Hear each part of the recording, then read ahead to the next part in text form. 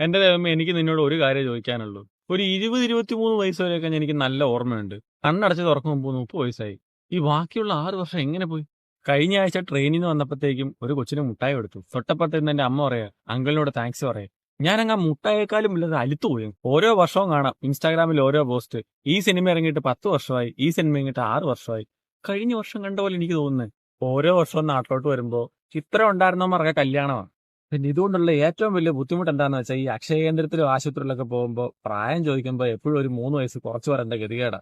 ഞങ്ങളൊക്കെ പണ്ട് സ്കൂളിൽ പഠിക്കുമ്പോഴേ ഇത്ര വേഗത്തിൽ ഭൂമി കറങ്ങുന്നൊന്നും ഇല്ലായിരുന്നല്ലോ. അന്നൊക്കെ ഒരു ദിവസം പോകണേ എത്ര സമയം എടുക്കുമായിരുന്നറിയോ? ഇപ്പൊ രാവിലെ എഴുന്നേറ്റ് കണ്ണടച്ചൊന്ന് തുറന്നു കഴിയുമ്പോഴത്തേക്ക് ഉച്ചയ്ക്ക് 12 മണി. ഒന്ന് ചായയും കുടിച്ചൊന്ന് ഭക്ഷണം കഴിക്കുമ്പോഴത്തേക്കും വൈകിട്ട് 4 മണി. ഒന്ന് ഫോണിൽ നോക്കി ഒന്ന് റീൽ എന്തെങ്കിലും കണ്ടാൽ സമയം രാത്രി 12 മണി. സമയം തികയുന്നില്ല.